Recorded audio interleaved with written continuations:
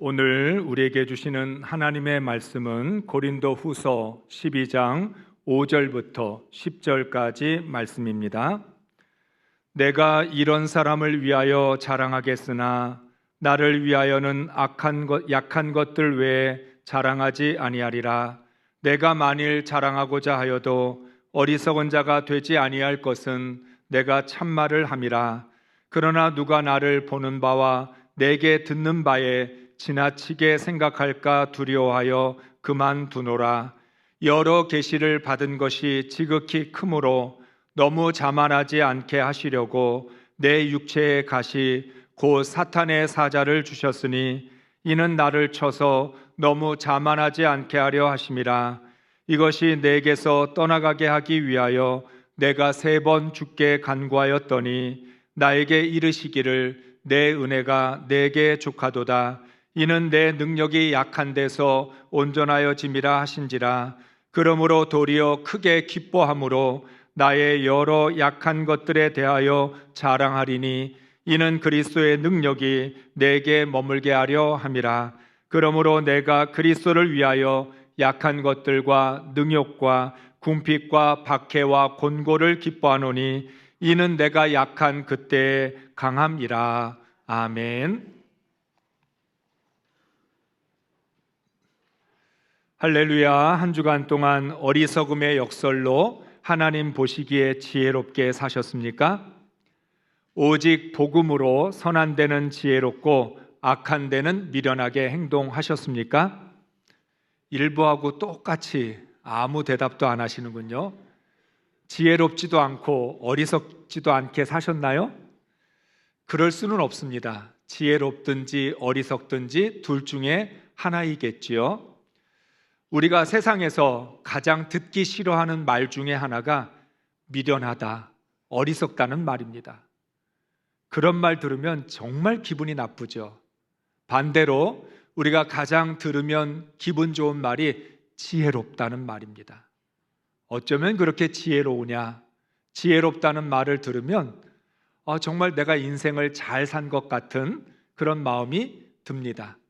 그런데 사람들이 나를 지혜롭다고 말해준다고 해서 지혜로운 것도 아니고, 사람들이 나를 향하여 미련하다고 얘기한다고 해서 미련한 것도 아닙니다. 왜냐하면 지혜와 어리석음은 하나님만이 가려내실 수 있습니다. 지혜와 어리석음의 기준은 세상을 창조하시고 역사를 주관하시는 하나님이 기준이 되신다는 거예요. 그래서 너무 그렇게 사람들의 말에 예민할 것 없습니다. 하나님이 보실 때 하나님이 나를 지혜롭다 인정해 주시면 지혜로운 것이고, 하나님이 나를 향하여 어리석고 미련하다 말씀하시면 우리가 그 말씀에 귀를 기울여야 될 줄로 믿습니다. 그런 의미에서 우리 모두 하나님 말씀에 대해서, 복음에 대해서, 하나님의 뜻에 대해서 지혜로운 사람들이 될 수 있기를 주의 이름으로 축복합니다.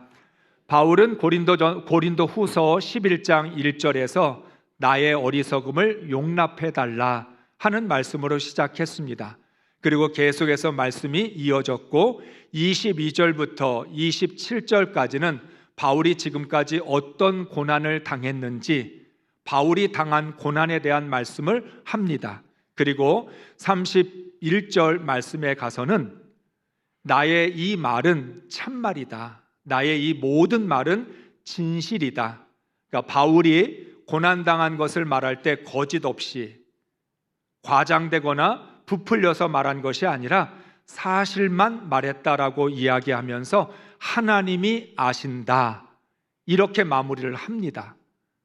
그리고 나서 느닷없이 32절과 33절에서는 다메섹 이야기를 합니다. 전혀 문맥에 맞지 않습니다.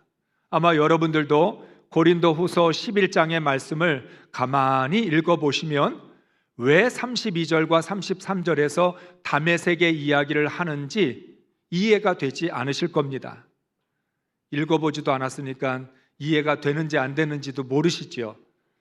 32절과 32절에 왜 바울은 다메섹의 이야기를 했을까?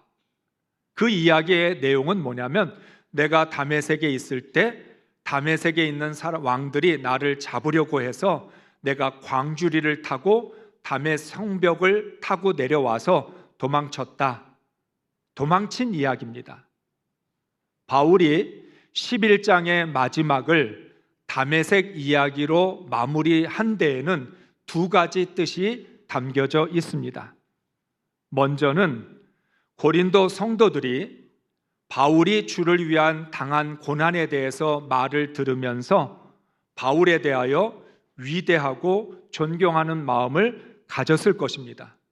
여러분 그렇지 않습니까? 22절부터 27절까지 바울이 겪은 고난에 대한 이야기만 들어도 바울이 정말 존경스럽고 위대하게 느껴졌을 것입니다. 바울은 자신이 당한 고난을 이야기할 때 아주 객관적으로 이야기를 합니다. 마치 기자가 사실적인 기사를 쓰는 것처럼 바울은 일체의 주관적인 자신의 생각이나 감정을 덧붙이지 않고 내가 40대에 하나가 모자란 매를 맞았고 감옥에 갇혔고 파선을 당했고 죽을 뻔했고 굶주림에 처했고 이런 일을 당했다. 아마 저 같았으면 조금 더 과장되고 조금 더 부풀리고 고린도 성도들이 듣기에 감동적으로 눈물까지 좀 뚝뚝 흘리면서 그렇게 이야기를 했을 겁니다. 그런데 바울은 일체 자신의 주관적인 감정이나 생각을 드러내지 않습니다. 자신이 복음을 전하기 위해서 어떤 고난을 당했는지 사실적인 이야기만 합니다. 그럼에도 불구하고 그 이야기를 듣는 고린도 성도들의 마음은 뭉클했을 것입니다. 바울이 이렇게 많은 고난 속에서 복음을 전했구나. 그러니까 바울을 우러러 볼 수밖에 없을 것이고 바로 바울이 정말 위대한 사람으로 느껴졌을 것입니다. 그런데 바울은 그런 고린도 성도들의 마음에 찬물을 끼얹습니다.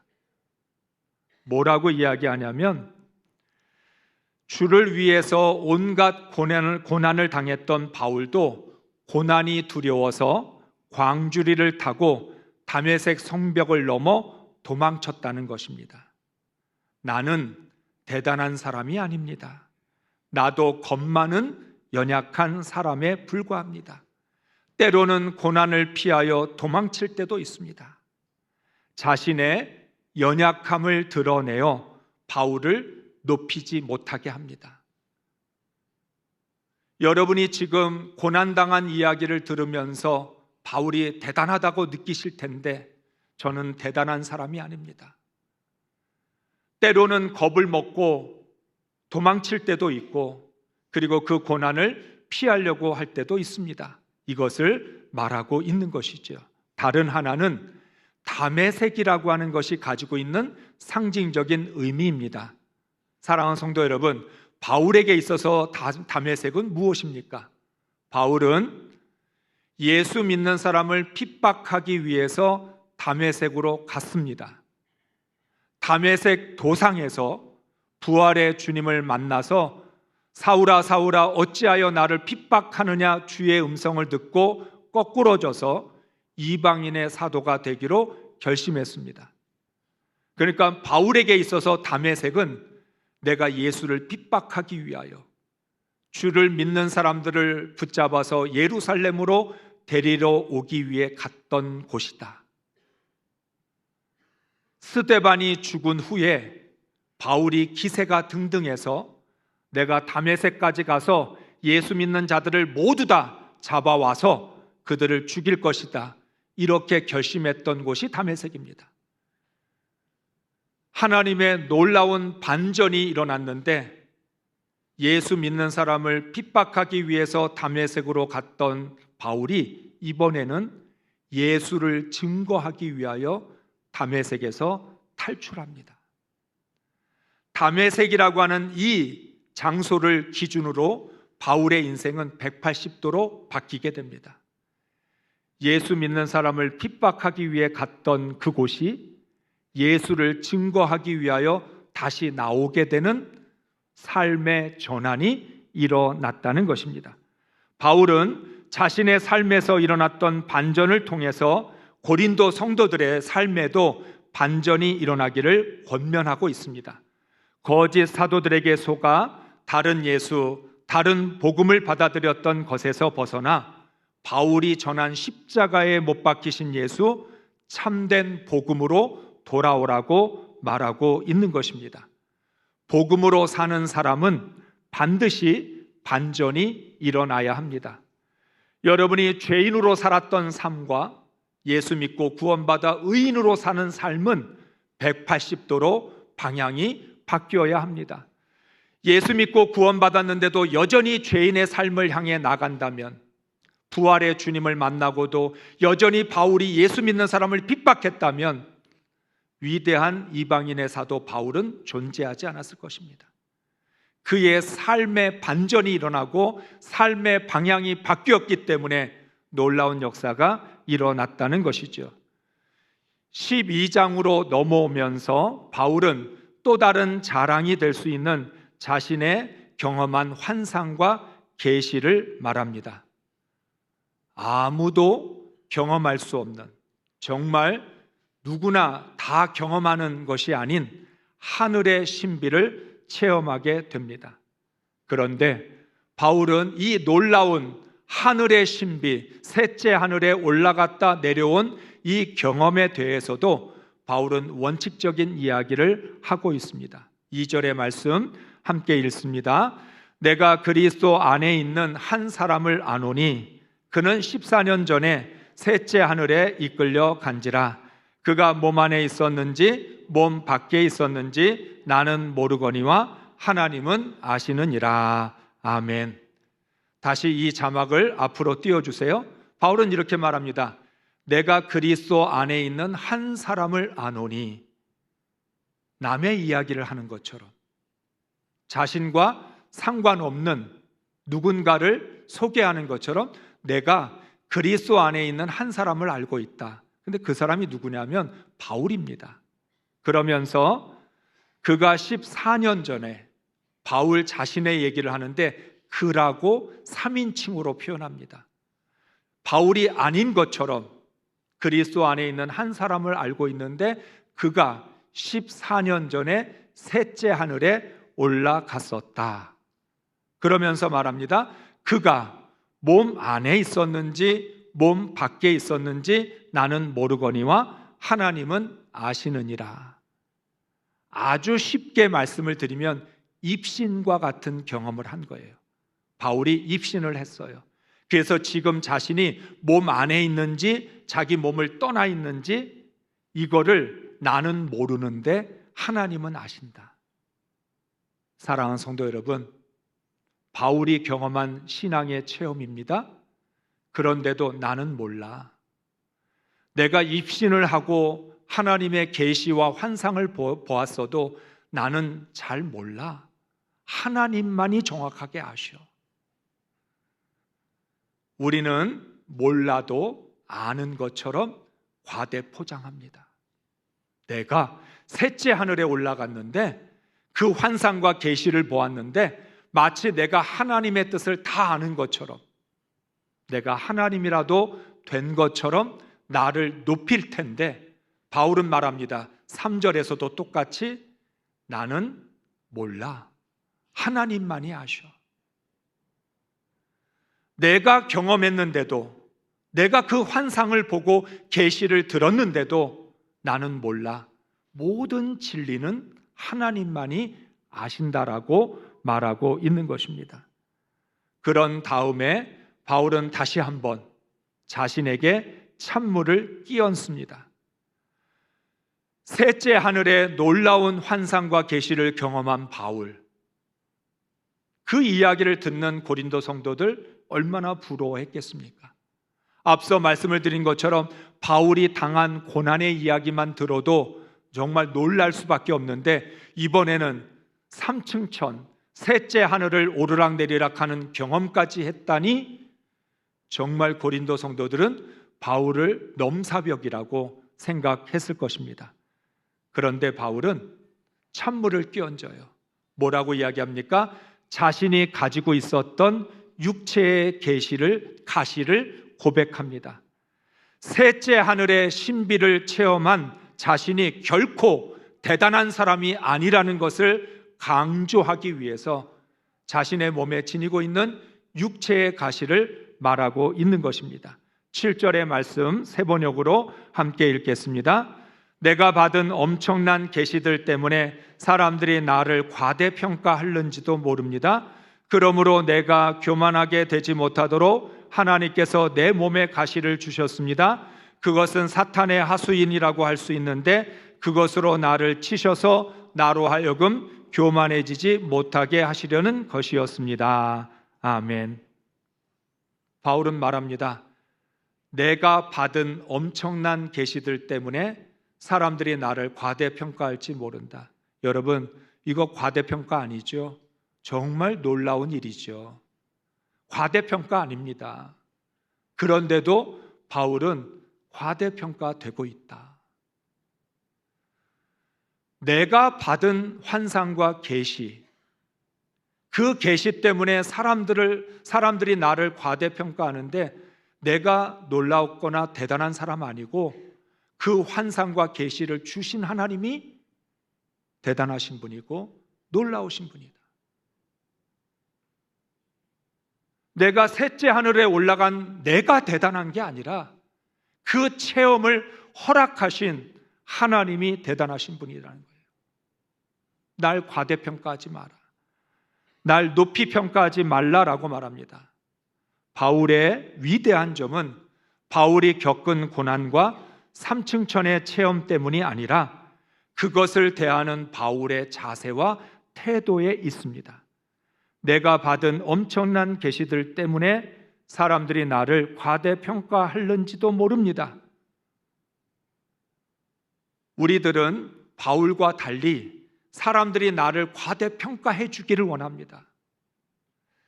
만약에 우리가 이러한 신앙의 체험을 했고 고난을 겪었다면 사람들이 나를 좀 대단한 사람으로 인정해 주기를 바라고 오히려 내가 별 볼 일이 없는 사소한 신앙의 체험을 했을지라도 과소평가될까 봐 예민하게 반응했을 겁니다. 바울은 자신이 과대평가되기 원하지 않았습니다. 사람들이 자기를 주목하거나 자기를 바라보기를 원하지 않았습니다. 그래서 바울은 말합니다. 하나님이 내게 주신 육체의 가시는 교만하지 말라고 주신 가시다. 우리는 과소평가가 될까 봐 예민하게 반응하는 사람들이기 때문에 육체의 가시가 생기면 못 견딥니다.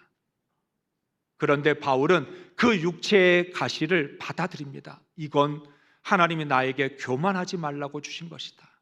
혹시라도 내가 사탄의 종이 될까 봐 하나님 나에게 육체의 가시를 주셔서 나를 하나님께 복종시킨 것이라고 그렇게 고백을 하고 있습니다. 사랑하는 성도 여러분, 도대체 어떻게 하면 이런 신앙의 자세와 태도를 가질 수 있을까요? 바울의 신앙의 자세는 부활의 주님을 만난 이후로 날마다 자신을 쳐서 복종시킨 열매이고 오직 십자가의 표대만을 향하여 달려간 결과입니다. 이런 신앙의 자세와 태도는 하루아침에 하늘에서 뚝 떨어지는 게 아니라 치열한 영적 싸움을 통해서 자신의 자아를 굴복시키고 하나님 말씀 앞에서 온전히 복종을 했기 때문에 이런 신앙의 자세를 보여줄 수 있는 것입니다. 바울은 자신의 육체의 가시가 제거되기 위하여 하나님께 간구했습니다. 그것은 자신 때문이 아니라 혹시라도 주님의 영광을 가릴까 봐 염려했기 때문입니다. 우리가 9절의 말씀을 메시지 성경으로 함께 읽겠습니다. 내 은혜가 내게 족하다. 내게 필요한 것은 그것이 전부다. 내 능력은 내 약함 속에서 진가를 드러낸다. 나는 그 말씀을 듣자마자 이렇게 된 것을 기쁘게 받아들였습니다. 나는 장애에 집착하는 것을 그만두고 그것을 선물로 여기며 감사하기 시작했습니다. 그것은 그리스도의 능력이 나의 약함 속으로 쇄도해 들어오는 하나의 사건이었습니다. 아멘. 바울은 육체의 가시가 자신의 약점이고 장애라고 생각했습니다. 그런데 하나님의 응답을 받고 나서 자신의 장애를 선물로 받아들이기로 한 것입니다. 우리가 인생을 살아가다 보면 우리 인생에는 참 많은 장애물들이 있습니다. 육신의 장애도 있고, 관계의 장애도 있고, 세상에서 만나는 장애도 있습니다. 우리는 늘 이러한 장애들을 못 견뎌 합니다. 하나님, 빨리 이런 모든 장애물을 제거해 주십시오. 그런데 바울은 더 이상 이 장애를 제거해 달라고 기도하지 않기로 결정했습니다. 이 장애가 하나님의 선물이라는 것을 깨달았기 때문입니다. 그래서 기쁨으로 하나님이 주신 선물을 받아들이기로 한 것입니다. 다시 말하면 문제를 해결하기보다 문제를 끌어안고 살기로 결심한 것입니다. 우리는 인생의 문제가 반드시 해결돼야 내가 행복할 수 있다 생각합니다. 우리의 고난이, 우리의 장애가 없어져야 내 삶에 평안이 있을 것이라고 생각합니다. 그런데 바울은 그 장애를 갖고 사는 것이 행복이고, 그리고 인생의 고난을 받아들이는 것이 그게 기쁨이라고 생각을 바꾸게 된 것입니다. 그래서 바울은 자신의 약함을 적극적으로 표현하기로 했습니다. 어쩌면 바울은 육체의 가시 때문에 소극적이었는지도 모릅니다. 그러나 하나님의 말씀을 듣고 나서 자신의 약함을 적극적으로 받아들이기로 했고, 오히려 자신의 연약한 부분을 자랑하기로 결심했습니다. 왜냐하면 자신의 약함 속에서 역사하시는 그리스도의 능력을 깨달았기 때문입니다. 중요한 진리를 발견한 바울은 고린도 성도들과 우리들을 향해서 말합니다. 여러분, 어떻게 해야 그리스도의 능력이 머물게 될까요? 어떻게 하면 그리스도의 능력이 나와 함께 할까요? 라고 묻고 있습니다. 첫째는 주님을 의지해야 주님의 능력이 머무릅니다. 제가 수술을 받는 성도들을 위해서 늘 기도를 하지요. 그럴 때마다 드리는 말씀이 있습니다. 한 번도 본 적이 없는 생판 모르는 의사에게 생명이 걸린 수술을 맡기는데 여러분의 하나님에게 여러분의 생명을 왜 못 맡깁니까? 정말 그렇지 않습니까? 한 번도 본 적도 없고 그 의사에 대해서 아무것도 모르는데 모르는 사람한테 내 생명을 맡기고 수술을 합니다. 수술하기 전에 수술 동의서에서 사인을 하는데 의사에 대해서 아무것도 모르면서 내 생명을 맡기겠다고 사인을 하는 겁니다. 왜냐하면 의사를 믿고 맡겨야 의사의 능력이 임하기 때문입니다. 모르는 의사에게도 생명을 맡긴다면 나를 구원하신 하나님께 왜 생명을 맡기지 못할까요? 우리가 세례를 받았는데 세례를 받았다는 건 내 생명을 하나님께 맡기겠다고 사인한 것과 똑같습니다. 수술 동의서처럼 우리는 앞으로의 나의 삶을 주님 손에 맡기겠습니다. 살아도 주를 위해 살고 죽어도 주를 위해 죽겠다고 세례라고 하는 것을 통해 사인을 한 것입니다. 제한된 능력을 갖고 있는 의사에게도 생명을 맡긴다면 전지전능하신 하나님께 생명을 맡기는 것은 너무나 당연합니다. 주님의 능력은 주님께 맡긴 사람을 통해서 나타나는 거지 맡기지도 않은 사람에게 나타나는 게 아니라는 거예요.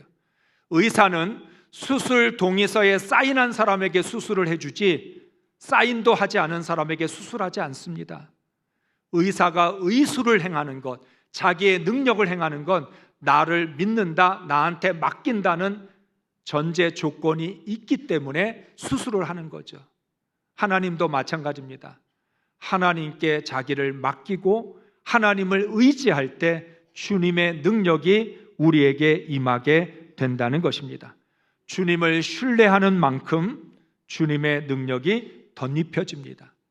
주님을 의지하지 않으면 능력이 나타나지 않습니다. 주님이 능력이 없어서가 아니라 능력이 있어도 주님을 신뢰하지 않는 사람에게, 의지하지 않는 사람에게 능력을 허락하실 수 없기 때문입니다. 따라서 주님을 의지하는 동안 주님의 능력이 내게 머물게 됩니다. 둘째는 약한 곳에 주님의 능력이 머무릅니다. 왜 약한 곳에만 주님의 능력이 머물까요? 주님의 능력은 강한 곳에서는 나타나지 않습니다. 왜냐하면 내가 강하다고 생각하면 주님의 능력이 필요 없다고 많은 사람들은 생각하기 때문입니다. 우리는 내가 할 수 있는 일은 주님께 맡기지 않습니다. 내 능력으로 된다고 생각하면 주님의 능력을 구하지 않습니다. 우리는 항상 내가 할 수 없는 것만 주님께 맡기고 내 능력으로 안 되는 것만 주님께 도와달라고 말합니다. 그래서 우리가 기도할 때 뭐라고 이야기하냐면, 하나님 이번만 도와주세요. 나머지는 다 제가 알아서 할게요. 하나님 한 번만 도와주세요. 하나님 이것만 고쳐주시고 이것만 해결해 주세요. 그리고 나머지는 다 내가 알아서 할게요. 내가 알아서 할 수 있다는 생각하는 것, 그것은 절대로 맡기지 않습니다. 그러니까 사람은 자기가 약하다고 인정하고 내 힘으로 안 된다고 느껴야만 주님을 찾고 주님의 능력을 구한다는 거예요. 그런데 진짜 신앙은 뭐예요? 주님, 나머지도 다 주님이 알아서 해주세요. 나머지도. 이것만이 아니라, 이것만 도와달라는 게 아니라 하나님 내 삶 전부를 주님께서 책임져 주세요. 왜? 나는 약하니까. 우리 스스로가 약하다고 그것을 분명히 깨달아야 주님의 능력을 구하게 된다는 거예요. 그런데 사람은 어떻습니까? 조금만 일이 잘 풀리면, 조금만 모든 일들이 계획한 대로 잘 되기만 하면 신이 나서, 야, 내 능력으로 모든 게 잘 되고 있다, 내 힘으로 내가 이렇게 열심히 해서 인생이 잘 되고 있구나 착각을 합니다. 그런데 그것이 한순간에 깨지고 무너지는 것을 경험하지만 여전히 그런 생각을 버리지 못하고 있다는 거예요. 그 말은 우리가 인생이라는 것을 어떻게 생각하고 있냐면, 하나님 할 수만 있으면 하나님은 내 인생에 간섭하지 마세요. 내가 도와달라고 할 때만 도와주시고 내가 못하는 것만 도와주세요. 나머지는 다 내가 알아서 할게요. 여러분이 자녀들을 도와주려고 할 때 자녀들이 뭐라고 얘기하죠? 엄마, 내가 못하는 것만 해주고 나머지는 신경 쓰지 마, 간섭하지 마. 왜? 내 마음대로 하고 싶어서. 우리도 똑같습니다. 내 마음대로 인생을 살고 싶어서 하나님 내가 못하는 것만, 안 되는 것만 도와주시고 다른 건 신경 쓰지 마세요. 알아서 잘 할 테니까. 그러나 우리의 삶 전체를 하나님께 내어드려야 합니다. 왜? 우리는 연약한 존재이기 때문입니다. 따라서 자신의 약함을 인정할 때 주님의 능력이 내게 머물게 됩니다. 셋째는 주님이 계신 곳에 주님의 능력이 머무릅니다. 주님과 주님의 능력은 별개 것이 아닙니다. 주님과 주님의 능력은 분리되는 게 아니에요. 주님이 있는 곳에 주님의 능력도 나타납니다. 내 안에 주님이 계셔야 주님의 능력이 머무릅니다. 내 안에 주님이 없는데 어떻게 주님의 능력이 머물겠습니까? 우리가 새벽 기도에서 이사야의 말씀을 통해서 계속 깨닫게 되는 것은 주님이 있는 곳에 구원이 있고 주님이 없는 곳에는 구원이 없다는 것입니다. 주님이 있는 곳에 승리가 있고 주님이 없는 곳에 패배가 있습니다. 이스라엘이 전성기를 누리고 태평성대를 누렸어도 주님이 계시지 않으면 구원이 없습니다. 반대로 포로로 잡혀가고 멸망을 당했어도 주님이 계시면 구원이 있었습니다. 주님이 있는 곳에 능력도 있지 주님 없는 곳에 능력은 없다는 거예요. 그러므로 주님이 함께 하시는 것이 복입니다. 주님이 계셔야만 주님의 능력이 임하기 때문입니다. 그러므로 우리에게는 주님만 있으면 됩니다. 앞서 말씀을 드렸던 말씀 중에 그 말씀이 있죠. 주님이 나의 전부다. 주님만 있으면 된다. 주님이 능력이고 주님이 내 힘이 되시기 때문에 주님만 있으면 되지 다른 것은 필요 없다. 이것이 바울의 신앙이었던 것입니다. 주님이 있는 곳에 주님의 능력이 머물기 때문에 하나님 내게 육체의 가시가 있든 없든 고난이 있든 없든 그건 중요하지 않습니다. 주님만 계시면 됩니다. 이 고백인 거죠. 바울은 바로 이러한 진리를 깨달았기 때문에 장점이냐 단점이냐 강점이냐 약점이냐 성공이냐 실패냐에 집착하지 않았습니다. 이건 중요한 게 아니야. 내가 장점이 있다고 해서 인생을 잘 살 수 있는 것도 아니고 내가 단점이 있다고 해서 내 인생이 실패하는 것도 아니야. 주님의 능력이 있어야 우리 인생을 제대로 살 수 있다라고 생각을 했던 것입니다. 그래서 바울은 더 이상 자신의 육체의 가시를 제거해 달라고 기도하지 않았습니다. 자신의 연약함이 주님의 능력이 머무는 통로가 된다는 것을 발견했기 때문입니다. 바울이 계속적으로 극심한 고난을 견딜 수 있었던 이유, 삼층천의 체험을 과대평가하지 않았던 이유, 육체의 가시를 평생 몸에 지니기로 결정했던 이유는 오직 예수 그리스도 때문입니다. 여러분, 우리가 세상에서 가장 무서운 사람을 단순 무식한 사람이라고 말합니다. 단순한 데다가 아는 게 하나도 없으면 정말 무식하다. 그래서 우리가 속된 표현 중에 단무지, 단순하고 무식하고 지는 조금 말하기가 그런데 어리석음을 용서하세요. 지랄 맞고. 그러면 그런 사람 제일 감당하기 어렵다고 그럽니다. 그런데 단순 무식한 사람보다 더 무서운 사람이 있습니다. 단순 유식한 사람. 무슨 말인지 모르니까 반응도 없어요. 바울은 단순 유식한 사람입니다. 바울은 정말 단순한 사람입니다. 동시에 하나밖에 모르는 사람입니다. 예수 그리스도밖에 모르는 사람. 그는 복음만 아는 사람입니다. 바울이 이미 말했습니다. 나는 예수 그리스도 외에 나머지는 알지 않기로 결정했다. 예수 그리스도 한 분만 알면 그분만 내게 있으면 되기 때문에 나는 내 인생은 단순하다. 나에게는 예수밖에 없다. 단순 유식, 내가 알고 있는 건 오직 하나밖에 모르는데 예수만 알고 복음만 알고 진리만 알면 난 그것으로 인생을 살아갈 것이다. 바울이 우리에게 말합니다. 여러분, 인생은 결코 복잡하지 않습니다. 인생은 아주 단순합니다. 인생에는 많은 지식이 필요하지 않습니다. 하나만 알면 됩니다.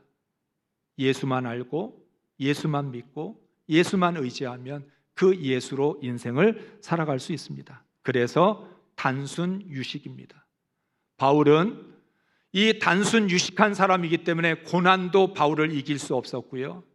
온갖 핍박과 바울을 향한 적대적인 그 어떤 것도 이 바울의 그 단순 유식한 인생을 꺾을 수가 없었던 것입니다. 그래서 바울은 더 적극적으로 자신의 약함을 자랑하기로 결단했습니다. 10절의 말씀, 단순 유식한 사람은 어떻게 사는지 한번 우리 함께 읽겠습니다. 그러므로 내가 그리스도를 위하여 약한 것들과 능욕과 궁핍과 박해와 곤고를 기뻐하노니 이는 내가 약한 그때에 강함이라. 아멘. 뭐라고 이야기해요? 그리스도를 위하여 약한 것들, 능욕, 궁핍, 박해, 곤고, 이걸 기뻐한대요. 아니, 기뻐하지 않고 그냥 이거를 그냥 참는다, 이렇게 표현을 해도 대단할 텐데 바울은 참는다고 말하지 않습니다. 내가 주를 위하여 능욕을 참는다, 궁핍을 참는다, 박해를 참는다, 곤고를 참는다고 말하지 않습니다. 기뻐한다고 말합니다. 얼마나 무서운 사람이에요. 단순 유식, 예수만 알고 복음만 알고 진리만 알고 하나님 한 분만 알기 때문에 그는 고난도 기뻐할 수 있는 사람이고 능욕과 궁핍과 박해와 곤고도 기뻐할 수 있는 사람이니 누가 바울을 꺾을 수 있겠습니까? 바울은 아예 말합니다. 내가 약한 그때가 강함이라. 그러나 여러분, 한 가지 오해하지 말아야 할 것이 있습니다. 그리스도의 능력은 성공을 위한 능력이 아닙니다. 경쟁에서 승리하는 능력도 아닙니다. 물론 충분히 그렇게 할 수 있는 능력이지만 능력의 본질이 아니라는 것입니다. 그리스도의 능력은 십자가를 질 수 있는 능력, 구원을 이룰 수 있는 능력, 하나님의 나라를 세울 수 있는 능력, 하나님께 영광을 돌리는 능력입니다. 우리는 그리스도의 능력을 잘못된 곳에 사용하려고 합니다. 그리스도의 능력은 순종의 능력이고 원수를 사랑할 수 있는 능력이고 그리스도의 능력은 이런 모든 능욕과 궁핍과 박해와 곤고를 기쁨으로 받아들일 수 있는 능력인데 우리는 이 능력을 그리스도를 위하여 쓰지 않고 있는 거죠. 뿐만 아니라 그리스도의 능력은 십자가와 부활로부터 오는 능력이고 예수로 말미암는 능력이며 성령께서 주시는 능력입니다. 그리스도인은 그리스도의 능력이 머물러야 구원을 이루고 하나님께 영광을 돌릴 수 있습니다. 우리 모두 그리스도의 능력이 머무르는 그리스도인들이 될 수 있기를 주의 이름으로 축복합니다.